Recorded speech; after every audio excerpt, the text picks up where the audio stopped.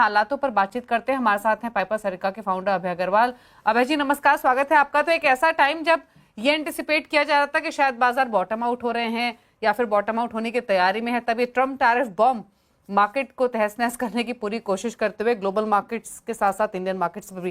पहले तो इस करंट मार्केट कंडीशन पर ही आपकी राय क्या है और कितना अभी टाइम लगेगा मार्केट को इसको पहुंचाने में, और वीकनेस रह सकती है, कैसे देखते हैं आप?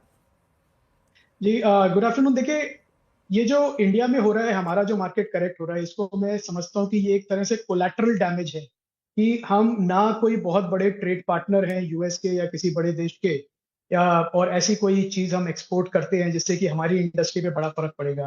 पर जो ग्लोबल मार्केट करेक्शन है उसमें सारे मार्केट है वो सेल ऑफ कर रहे हैं, तो इंडियन मार्केट भी सेल ऑफ हुआ आज। पर एक मैं बात आपको बताना चाहूंगा कि जो मैंने हमारा जो फंड है हमने टेस्ट भी की कि जैसे वॉल्यूम्स इतने स्ट्रांग नहीं थे, प्राइस करेक्शन बहुत ज्यादा था, पर जो मैंने देखा आज ऑब्जर्व किया स्पेशली मिड कैप्स में और लार्ज स्मॉल कैप्स में, कि अगर बाइंग की कोशिश करें तो फिर वॉल्यूम्स नहीं थे। तो एक तरह से मुझे लगता है ये एक सेंटिमेंटल सेल ऑफ है जो हम इंडिया में देख रहे हैं। तो मेरी उम्मीद यही है कि एक बॉटम भी यहाँ पे बन जाएगा। ये जो टैरिफ की जो लड़ाई है चल रही है ग्लोबली, आई थिंक ये जरूरत से ज्यादा खिंच चुकी है ऑलरेडी, और अब इस पे थोड़ी बैक ट्रैकिंग वापस चालू होगी, क्योंकि कोई पॉलिटिशियन कोई लीडर कंट्री का नहीं चाहता कि मार्केट्स में इस तरह का सिवियर करेक्शन आए कि जो उनके सपोर्टर्स हैं वही डाउट में आ जाए कि हमने क्यों इन लीडर्स को सपोर्ट किया। तो मुझे लगता है कि एक जो हमने ग्लोबल मार्जिन कॉल्स भी देखी है लार्ज हेज फंड्स पे, उसकी वजह से भी काफी शार्प सेल ऑफ था। तो rather than a long pain, मेरी ये उम्मीद है कि जल्दी ही शायद इस हफ्ते ही हम देखेंगे एक रिकवरी वापस मार्केट में आती है। हम्म। अच्छा अभय जी, एक चीज और, जैसे आपने कहा कि इंडियन मार्केट्स में कोलेटरल डैमेज ज्यादा थी, शायद वो हमने देखी भी। जितने बाजार बाकी गिरे, फिर चाहे वो यूरोप के हों या एशियन मार्केट्स हों या अमेरिका के बाजार को रिएक्शन हो, उस तरीके की गिरावट हमने नहीं देखी। और देखिए जहां खुले वहां से हम फिर भी थोड़ा रिकवर होकर ही बंद हुए हैं। लेकिन जैसे जी। आप कह रहे थे कि अगर ग्लोबल हालात बिगड़ेंगे तो एक सेंटिमेंटल इंपैक्ट जरूर होता है। डोमेस्टिक स्टोरी अच्छी है, हम लगातार बातचीत कर भी रहे हैं, डोमेस्टिक फोकस सेक्टर्स पर फोकस करने की बात करते हैं, लेकिन जो ये so called recession fears emerge हुए हैं अमेरिका को लेकर, क्या लगता है आपको कि ये कंसर्न्स, ये चिंता जायज है? और अगर इस तरीके कुछ हालात वहां बनते हैं तो भारतीय बाजारों पर क्या असर हो सकता है? क्योंकि ये कुछ ऐसे मुद्दे जो कि रिटेल को स्पेशली बहुत परेशान करते हैं कि क्या करें, प्रॉफिट्स हैं तो निकल जाएं, क्या खरीद लें और अभी एसआईपी बढ़ा दें। इस पर्सपेक्टिव से मैं जानना चाहती हूँ। देखिए, मेरे रिटेल इन्वेस्टर को यही सलाह रहेगी कि आप इक्विटी इन्वेस्टिंग करते हैं वो एक लॉन्ग टर्म सेविंग प्लान है, उसको आपका पोर्टफोलियो है अच्छा है, मार्केट में उतार चढ़ाव आते रहेंगे, इससे डरे नहीं। क्योंकि इस जो शार्प करेक्शन का हमने अभी देखा है, इसका कोई फंडामेंटल से कोई लेना देना नहीं है। ये टेक्निकल करेक्शन है। टेक्निकल करेक्शन इसलिए कि एक फियर लेड की अनसर्टेनिटी में क्या होगा, आ, आ, उसका एक डर है जिसकी वजह से ये सेल ऑफ है।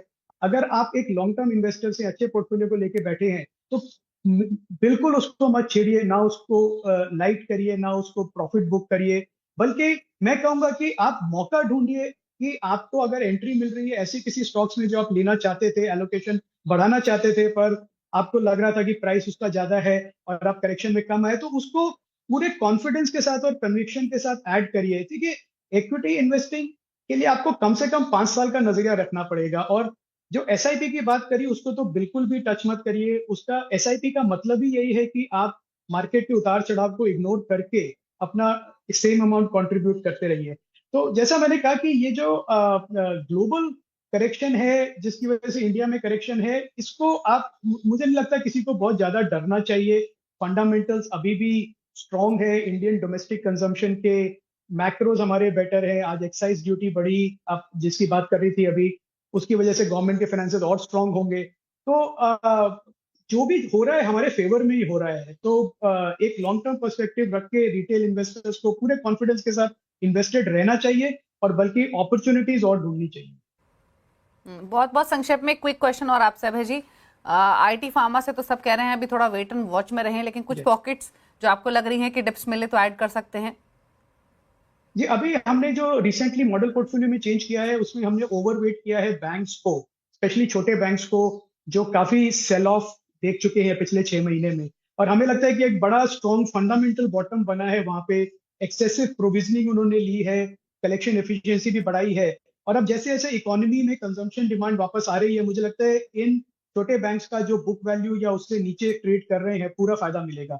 तो मुझे लगता है कि एक बैंक एक ऐसे स्पेस है, दूसरा स्पेस है एक फाइनेंशियल इंश्योरेंस का, कि इंश्योरेंस कंपनीज हैं हमारी जिनको अभी तक गवर्नमेंट का सपोर्ट पूरा नहीं मिला है। मेरी उम्मीद है कि वो भी एक डोमेस्टिक कंजम्पशन की तरफ जाता है, इंश्योरेंस का sector, life, non life, health.